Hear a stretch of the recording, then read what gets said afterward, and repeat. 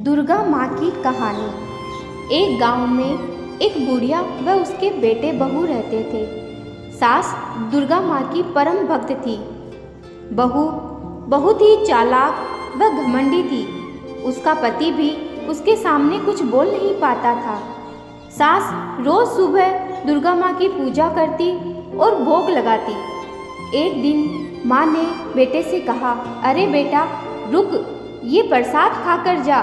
बेटे ने कहा, पहले ही बहुत देर हो चुकी, जल्दी दो, मुझे खेत पर जाना है। माँ बोली, जल्दी का काम शैतान का होता है, तुम आराम से जाओ बेटा। बहू बोली, आराम से तो आप ही रह सकती हो सासू जी, ये आराम से बैठ गए तो घर कैसे चलेगा। जाओ जाओ, तुम जल्दी जाओ। माँ के पास तो सारे दिन मूर्ति के सामने घंटी बजाने के अलावा कोई काम नहीं। पति भी चुपचाप खेत पर चला गया। बूढ़ी सास को किसी से कोई लेना देना नहीं था।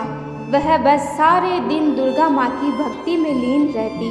कुछ दिनों बाद बहू से बूढ़ी सास बोली, बेटी कल से नवरात्रा शुरू हो रहे हैं, तो कुछ फल प्रसाद व पूजा का सामान ले आना।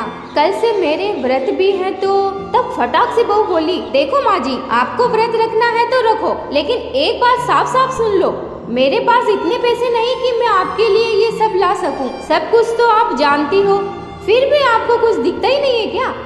बड़ी मुश्किल से तो इस बार खेत में मूंगफली की फसल हुई है, वो भी अभी कच्ची है। आप ही देख लो कि घर का चलाएं या आपके ये सब नाटक पूरे करें। बेटे बहू दोनों वहाँ से चले गए। माँ उदास हो गई।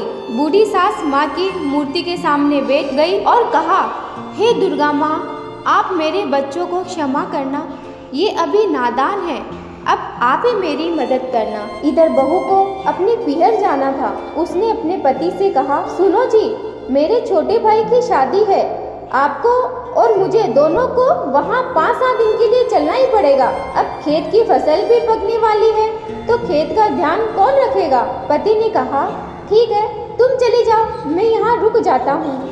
पत्नी बोली, नहीं नहीं, आप नहीं जाओगे तो वहाँ अच्छा नहीं लगेगा।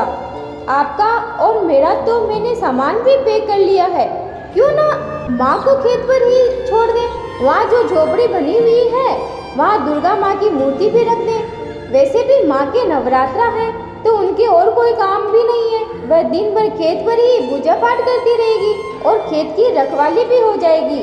पति बोला, ऐसा अच्छा रहेगा क्या। पत्नी फटाक से बोली, सब अच्छा रहेगा, ज्यादा दिमाग मत चलाओ, अपने को कल निकलना है तो आज ही माँ को वहाँ छोड़कर आ जाओ। बेटा चुपचाप अपनी माँ को दुर्गा माँ की मूर्ति के साथ वहाँ छोड़कर आ जाता है। सासू माँ सब समझ जाती है कि उसकी बहू ने उसे हमेशा के लिए यहाँ भेज दिया। यह जानकर भी वह दिन रात दुर्गा माँ की भक्ति करती रहती। दुर्गा माँ यह सब देखकर वेश बदलकर उसके पास आती है और कहती है, माँ मुझे बहुत भूख लगी है, आप आपके खेत से मूंगफली लाकर खिला दो।